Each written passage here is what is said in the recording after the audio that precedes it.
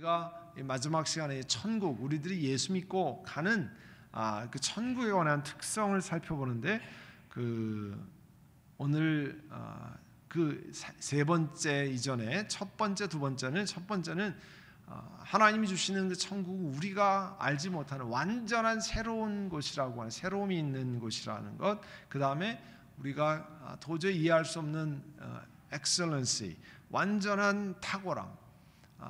우리가 탁월하다 그러잖아요. excellent 혹은 excellency. 그런데 우리가 사실 상상하기 어려운 탁월함이 그 나라에 있습니다. 우리가 그런 것을 이 땅에서 경험하지 못하기 때문에 우리가 상상해도 사실은 그 깊은 것을 다 이해하기가 어렵습니다. 그 나라에 입성하면, 그 나라에 들어갈 때 예수 믿는 것이 얼마나 귀한 것인지 알 때가 있는데요, 지금은 예수를 믿는 것이 얼마나 귀한지를 잘 이해하지 못해서, 성경 말씀을 깊이 알고 생활하지 못해서 그냥 뭐 안 믿는 것보다 믿는 게 좀 낫겠지, 이 정도로 하는 분들이 꽤 많아 보여요. 왜냐하면 그 사는 모습과 그런 것이 정말 하나님의 나라에 가는 것이 얼마나 귀하다고 하는 것이 마음이 깊이 경험되면 그 사는 모습도 나타나게 돼 있잖아요. 그런데 이 천국의 특성 가운데 그 나라에 가면 우리가 지금 예배를 드리지만 완전한 예배가 있다, 그렇게 말씀했습니다. 내가 들으니 보좌에서 큰 음성이 나서 이르되 보라, 하나님의 장막이 사람들과 함께 있으며 하나님이 그들과 함께 계시니 그들은 하나님의 백성이 되고 하나님은 친히 그들과 함께 계셔서, 우리가 영적으로 하나님이 임재하는 이 자리에 함께 하시는 예배를 드리지만 하나님의 나라에 가면 하나님과 함께 직접 예배드리는 완전한 예배가 있다 그랬습니다. 그리고 그때는 이 요한계시록 5장에 있는 것처럼 보좌에 앉으신 하나님과 어린 양에게 찬송과 존귀와 영광, 권능을 세세토록 돌릴지어다. 그 예배하는 장면의 모습을 요한계시록이 설명해 주고 있습니다. 그러니까 영원토록 함께 하신 분이 누구시고, 또 그분과 함께 우리가 예배는 지금 그분께 우리의 모든 것을 올려드리는 거지만 그 나라에 가면 우리의 진정으로 우리의 예배를 받으실 그분과 함께 더불어 예배하는 그런 시간을 갖습니다. 그래서 요한계시록 22장에도요 성 안에서 내가 성전을 보지 못하였으니 이는 주 하나님 곧 전능하신 이와 및 어린 양이 그 성전이십니다. 그러니까 그 성전은 지금 우리가 말하는 손으로 만든 이렇게 건물로 된 것이 아니라 하나님 전능하신 이와 어린 양이 그 성전임이라, 이렇게 표현했습니다. 그리고 천국의 특성을 우리가 할 때 그 나라에는 우리가 알지 못하는 완전한 기쁨이 있다는 거죠. 사실 이 땅에서 우리가 경험하는 수많은 고통과 악과 어려움이 있습니다. 이번에 다우전 옥스에서도 그 클럽에서 총을 난사하는 바람에 많은 사람들이 죽고 희생하고 부상당하고 그랬습니다. 참 그런 일이 일어나서는 안 되지만 원인을 그분이 아마 자살한 것으로 보이는데 원인을 알 수 없지만 그분이 아프가니스탄 그 파병 용사라고 그러잖아요. 여기에 연세 드신 분은 전쟁 가운데 계셨던 분들이 있습니다. 우리가 그 포스트 워 신드롬이라고 그러잖아요. 전쟁 치른 이후에 겪는 신드롬. 그 생각지도 않은 그 속에서 수많은 사람이 죽어가고 자기와 함께 있는 동료가 옆에 죽어가고 그런 것을 볼 때 보통 사람이 전혀 알 수 없는 그런 어마어마한 일들을 경험하는 거죠. 우리가 다우전 옥스의 그 권총을 난사한 사람이 옳다 안 옳다 이런 말씀을 드리는 게 아니고, 우리도 지금은 정상적이지만 만약에 이라크나 아프가니스탄에 전쟁터에 와서 폭탄이 터지고 옆에서 막 동료가 죽어가고 팔다리가 그 잘리고 이런 현장에서 뭐 정말 그 피가 낭자하고 이런 속에 날마다 죽음의 공포 속에 살아간다고 하면 우리가 똑같은 사람이겠느냐? 우리가 지금 이렇게 되겠느냐? 그렇지 않죠. 그래서 많은 베테랑 가운데 이 정신 장애가 있는 경우가 많잖아요. 전혀 생각지 않다가 파병되어서 가서 사실은 지금 그 아프가니스탄, 이라크 그 전쟁 이후에 사실은 미군 사망자만 몇천 명이잖아요. 또 유엔군, 미군 말고 영국군, 프랑스 뭐 이런 군인들도 많이 죽고요. 또 불구가 된 분 엄청나게 많습니다. 그것을 다 뉴스 미디어에서 다 내놓지 못하죠. 그걸 다 내놓으면 아마 엄청난 어려움이 더 있을 겁니다. 가끔씩 이제 그런 것들이 등장하는데 이 사건을 보면서도 참 그 악을 징벌하기 위해서 또 악한 일을 행하고 그런 것이 계속 반복되면서 수많은 사람이 상처를 입고 그 상처가 해결되지 않아서 뭐 정신 질환이 생기고 그것으로 또 다른 사람들의 수많은 피해를 입고 그 가정들 얼마나 어려움이 있습니까? 그 경찰관도 54살 내년이면 경찰에서 완전 리타이어하는 분이잖아요. 연락을 받고 하이웨이 패트롤을 가다가 권총 사격이 있다는 연락을 받고 경찰 2명이 같이 갔다가 사망했잖아요. 뭐 그런 기록이 나오더라고요. 이제 이 무전으로 이제 뭐 그런 소리가 들을 때 마침 자기 아내와 전화 통화를 하고 있었대요. 자기 부인이랑 전화 통화를 하다가 지금 내가 이 전화 들어온 거를 핸들해야 되니까 나지 I got to go, 내가 빨리 가야 된다 그러고 전화를 끊었다는 거예요. 그리고 결국은 그 부인에게 사망 소식이 전해졌습니다. 세상에서 고통과 악과 어려움 참 많이 경험합니다. 여러분 삶 속에 보면 기쁜 일, 감사한 일 많이 있어요. 그런데 하루 종일 기쁘고 잠깐 어렵고 그런 게 아니고요. 많은 경우에는 어려움이 길게 되고 기쁜 거는 잠깐 하는 경우가 꽤 많이 있어요. 이 땅에 사는 것 하나님 주신 은혜로 평온히 살지만 어려움이 없는 게 아닙니다. 그런 고통, 악, 죄 뭐 이런 것으로 많은 고통이 있는데 성경에 보면 다시 저주가 없고 하나님과 그 어린 양의 보좌 가운데 있으리니 사실 고통 가운데 있는 면은 그것이 없다고 하는 것이 얼마나 큰 복인지 모릅니다. 우리 이 땅에서 수고하고 이제 하나님 나라에 입성할 때 이 땅에 뭐 80년, 90년, 뭐 100년 저희 교회도 100세까지 사신 분들이 제가 장례 집례를 99, 100 한 두세 분 장례 집례를 했는데요. 앞으로는 아마 여기에는 더 많이 나오시겠죠. 그런 분들이 더 많이 나오시겠는데 그래도 수고로움 속에서 이 모든 수고를 마쳤습니다. 그리고 하나님 나라에 입성했습니다. 그런데 하나님께서 말씀하시기를 더 이상 그런 저주가 없고 또 요한계시록 21장 4절에 모든 눈물을 그 눈에서 닦아주리니 여기 연세 있으신 분들도 참 자손들의 안타까운 일을 만나서 눈물을 뿌리는 경우가 있습니다. 그래서 자손이 있는 경우에 눈을 감을 때까지 그 자손에 관한 염려를 놓지 못한다고 하는 것이 부모된 심정이라고 그러잖아요. 그런 일들이 끊임없이 있습니다. 하나님께서 눈물을 닦아주시고 다시 사망이 없고 애통하는 것이나 곡하는 것이 아픈 것이 다시 있지 아니하리니 그런 나라로 들어간다는 겁니다.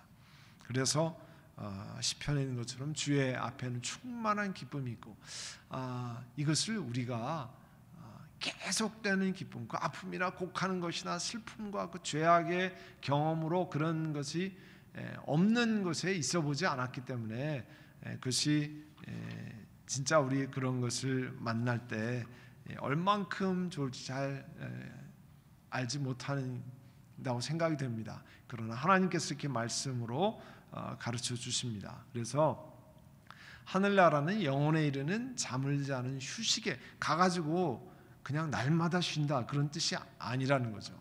이는 땀과 고생에서 탈출하는 찬란한 유의요, 완전한 만족감과 성취감 속에 하나님 앞에서의 끊임없는 즐거움이고 교제이다.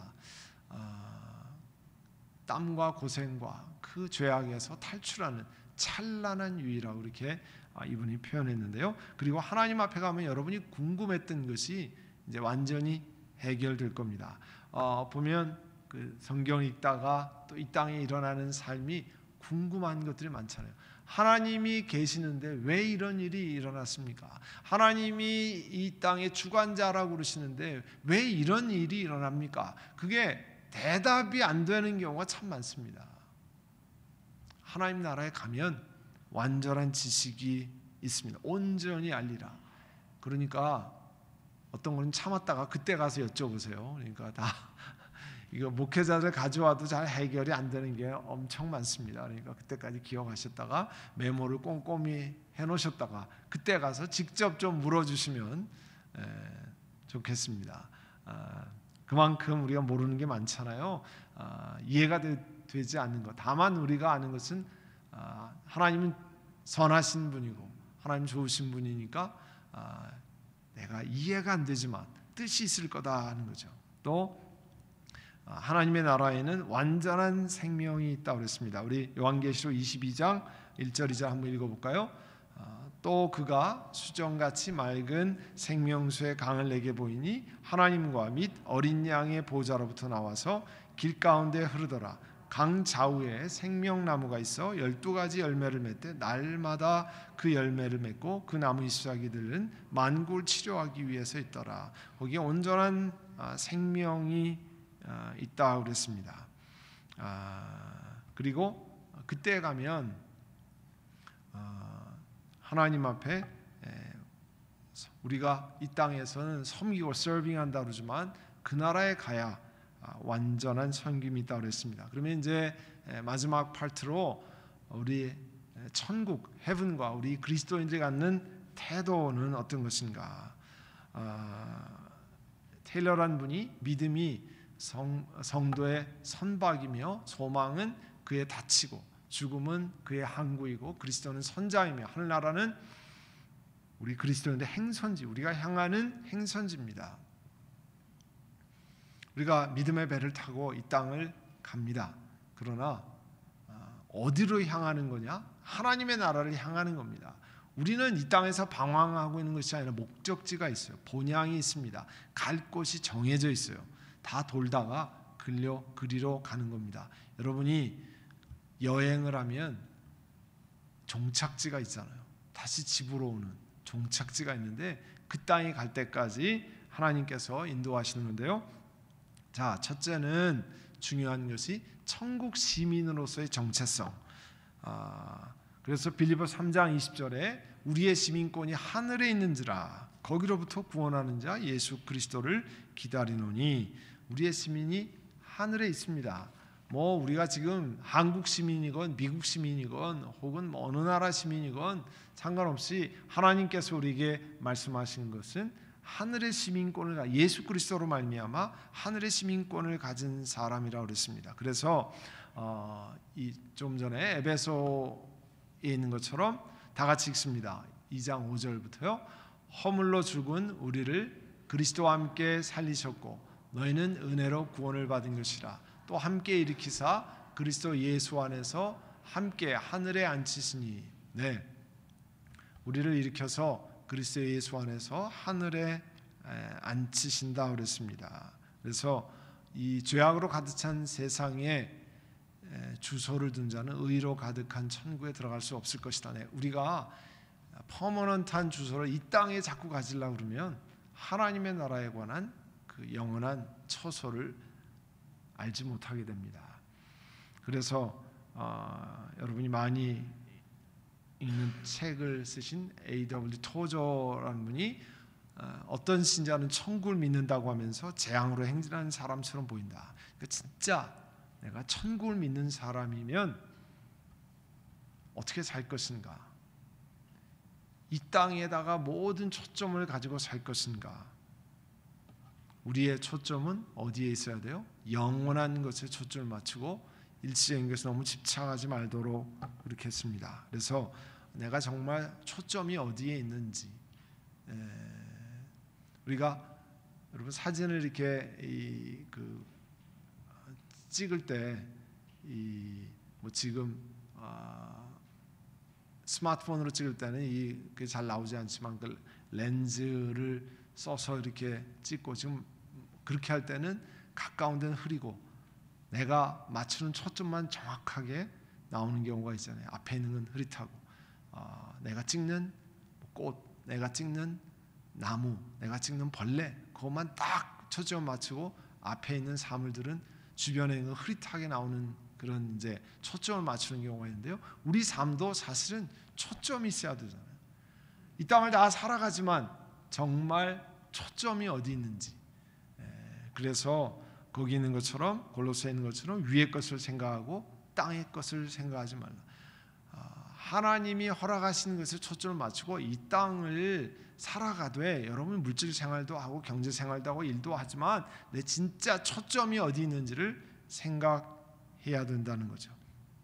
그리고 히브리서 10장 30절에 보면 너희가 갇힌 자를 동정하고 너희 소유를 빼앗기는 것도 기쁘게 당한 것은, 히브리서에 보면 그 믿음의 행진을 하다가 여러 가지 어려움도 당하고 소유도 빼앗기고 한 이유가, 그렇게 당하면서도 그를 통과하는 이유는 더 낫고 영구한 소유가 그것과 비교되지 않은 더 나은 것이 있기 때문이라고 하는 것을 말씀하고 있습니다. 그래서 고린도서에 사도 바울이 고백하는 거잖아요. 우리가 주목하는 것은 보이는 것이 아니라 보이지 않는 것이니, 보이는 것은 잠깐이요 보이지 않는 것은 영원합니다. 그러니까 이 땅에 사는 여러 가지 일터, 가정, 또 자녀 양육, 그다음에 뭐 사회생활 이런 거 중요합니다.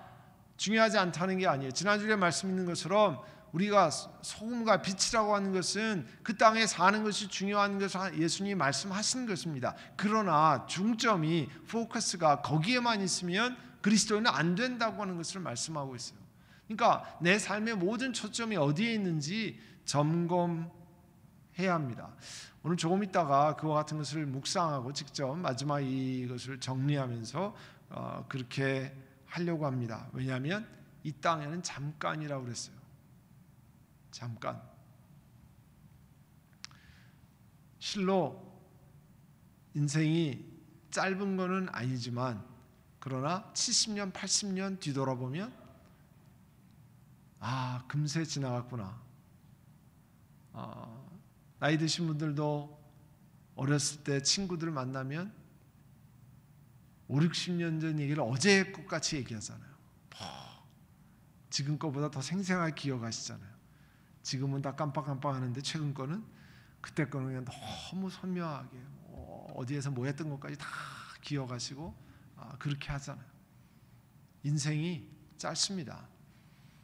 그래서 C.S. 루이스는 뭐라고 얘기하냐면 천국의 영광을 간구하라. 그러면 아울러 땅의 영광도 얻으리라. 그런데 땅의 영광만을 구하는 자는 아무것도 얻지 못할 것이다 그랬습니다. 그러니까 우리의 포커스가 하늘 영광이 있으면 하나님께서 이 땅에 덤으로 영광도 영광을 못 얻을 수도 있습니다. 이 땅을 살아가면서 주의 나라를 위해서 고난과 아픔과 이런 거 있는 것도 이상한 게 아닙니다. 그런 일이 많이 성경에 나와 있잖아요. 그러나 이 땅의 것만 초점을 맞추면 영원한 것을 얻지 못한다는 거죠. 그래서 결론적으로 오늘 읽었던 히브리서 11장 16절의 말씀입니다. 천국을 사모하며 사는 것. 다 같이 읽습니다. 그들이 이제는 더 나은 본향을 사모하니 곧 하늘에 있는 것이라. 이러므로 하나님이 그들의 하나님이라 일컬음을 받으심을 부끄러워하지 아니하시고 그들을 위하여 한 성을 예비하셨느니라. 우리가 사모할 것이 영원한 나라를 사모하며 산다는 거예요. 우리 마음 가운데 이 땅에 발을 붙이고 살지만 우리는 또 하나의 곳을 향해서 전진하고 있다는 사실을 알아야 됩니다. 그래서 연세가 드시고 하면서 이 땅의 것을 점점 정리하고 놓고 하나님의 나라에 입성하는 준비를 우리가 신앙적으로 해야 됩니다. 우리 영혼이 그런 준비가 되어야 이 땅의 모든 것을 하나씩 하나씩 준비하며 할 수 있어요. 그래서 이 종말론을 점검하면서 이 heaven, 천국이라고 하는 것은 모든 그리스도인들이 들어갈 곳이잖아요. 영원히 거할 본향이기 때문에 이 땅에서 욕심, 집착 이런 것은 이 땅에 필요한 만큼 적절하게 해야 됩니다. 모든 것이 거기에 있는 것 같이 하게 되면 안 되는 거죠. 우리의 삶을 좀 더 단순하게 해서 여러분 여행할 때는 짐이 무겁지 않도록 줄이잖아요. 일주일 어디 여행 가면서 6월 트럭에다가 잔뜩 집어넣고 가신 분 없죠? 최대한으로 간략하게 하잖아요. 그런데 우리 삶이 정말 그렇게 간략하냐? 내 삶 사는 것이 진짜 simple life, 단순한 삶을 살아가느냐 하는 겁니다. 이제 마지막 그 정리 요약하면 모든 사람은 심판을 받는데 예수님을 받아들이지 않냐, 영접하느냐 아느냐에 따라 심판의 결과가 나옵니다. 당연히 예수님을 거부하면 성경에서 말하는 지옥에 간다고 하는 것을 성경에 말씀하고 있습니다. 우리가 다른 사람들한테 그런 걸 직접적으로 말하지는 않지만 성경이 말씀하는 겁니다. 대신에 예수님 믿으면 영원한 나라 천국에 가고 그곳은 완전한 기쁨과 이 땅의 아픔과 고통을 놓고 영원한 환희와 기쁨이 있는 곳이라 우리가 그것을 사모하고 천국 시민에 걸맞는 삶을 살아야 한다고 하는 것이 우리가 점검해야 할 것입니다. 이제 실제로 점검을 여러분 하려고 합니다. 여러분 그 책자 있으신 분 있어요? 책자에 이게 지금 나와 있는데 없으신 분은 이걸 보시면서 혹은 어디다 메모하시면 됩니다. 이제 다음 주부터는 새로운 책을 가지고 하니까 거기 보시면 이 시편 90편은요 모세가 쓴 시편이에요. 모세가 쓴 시편에 무슨 말을 하고 있냐면 우리에게 우리 날 헤아릴 수 있는 계수함을 가르치셔서 지혜로운 마음을 얻게 하옵소서. 그러니까 나에게 남아있는 날수를 잘 세서 지혜로운 마음을 얻게 하소서. 이거 굉장히 중요한 거잖아요. 우리가 시간을 잘 카운트할 줄 모르면 어려운 일을 많이 겪습니다. 그죠? 여러분이 어느 시간까지 뭐를 완료하고 다음 것을 준비해야 되는데 그 시간을 전혀 생각지 않으면 그 다음을 맞이하는데 상당한 어려움을 겪습니다. 우리 삶이 경험한 겁니다. 자, 우리에게 우리 나를 계수함을 실 수 있는 지혜로운, 그게 지혜로운 거라는 거예요. 내 인생에 어느 정도 날이 남아 있을까? 사실은 정답이 뭐예요? 모른다예요. 내게 어느 정도 날이 남아 있을까? 나는 한 40년은 됩니다. Who knows? 누가 개런티 합니까? 사실은 모르는 겁니다. 하나님이 허락하시면 우리 한국 여성의 평균 87세, 한국 남성의 평균 79세, 이미 그것을 통과하신 분들이 많이 계시지만 그 통과한 만큼 다른 사람은 평균이니까 다른 사람은 그만큼 짧은 거죠. 그리고 한국 통계청에서 나온 거예요. 여성이 87세인데 거기에서 6년 내외를 빼야 된다는 거예요. 그게 무슨 뜻이냐면 건강하게 내가 원하는 만큼 활동하는 거는 그 평균 나이에서 평균적으로 5, 6년은 아프고 어렵고 해서 정상적인 활동이 그만큼 안 된다는 거예요. 그 얘기는 내가 정말 내 홀 마음을 들여서 정상적으로 할 수 있는 나이를 평균 잡아 그죠? 하나님 우리 평균적으로 만약에 그 시간을 허락한다면 대강 이 정도 되는데 그러나 그것도 정답은 모른답니다.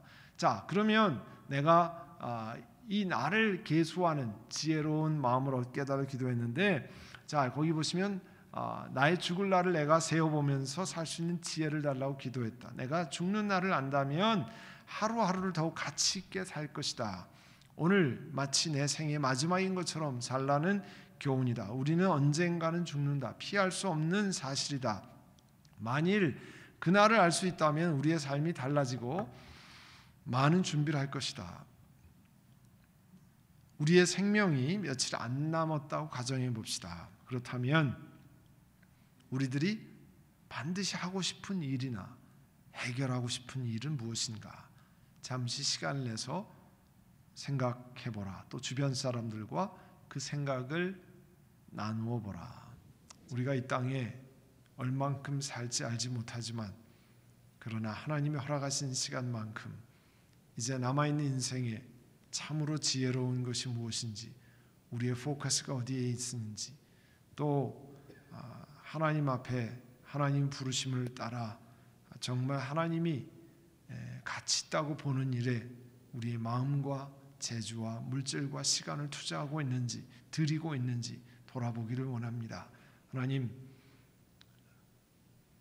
미국 땅에 이민자로 와서 좋은 나라, 평안한 나라, 물질이 풍요로운 나라에 살아서 혹시 저 잘 살고 풍요롭고 평안한 것에 다 함몰되어서 정말 하나님 어디로 부르시는지 잊어버리고 살지는 않는지 돌아보기를 원합니다. 더 편한 것, 더 좋은 것, 더 나에게 유익이 되는 것에 초점을 맞추는 신앙생활이 아니라 하나님 그와 같은 것이 있으면 하나님께 회개하고 돌이키는 죄를 되게 하시고 이제 이 땅의 삶이 어렵고 힘들고 또 어려운 일이 있더라도 하나님의 나라에 초점을 맞추고 위의 것을 생각하고 또 복음을 전하고 생명을 살리고 사람들을 주께 인도하는 것에 우리의 초점이 있는지 하나님 나라에 나아갔을 때 하나님 우리의 사는 삶을 칭찬하실지 돌아보는 저희를 되기를 원합니다. 그래서 나머지 인생이 진정으로 지혜로운 하나님의 시각으로 보기에 지혜로운 인생이 되도록 우리 한 분 한 분의 그 영혼을 붙드시고 우리의 생각을 바꿔주시고 우리의 영혼의 태도를 새롭게 하여 주시옵소서. 그래서 우리 온 선한 목자 교회가 참으로 하나님이 기뻐하시는 길을 따라 저희들의 모든 것을 집중하는 은혜를 베풀어 주시옵소서. 예수님의 이름으로 기도드립니다. 아멘.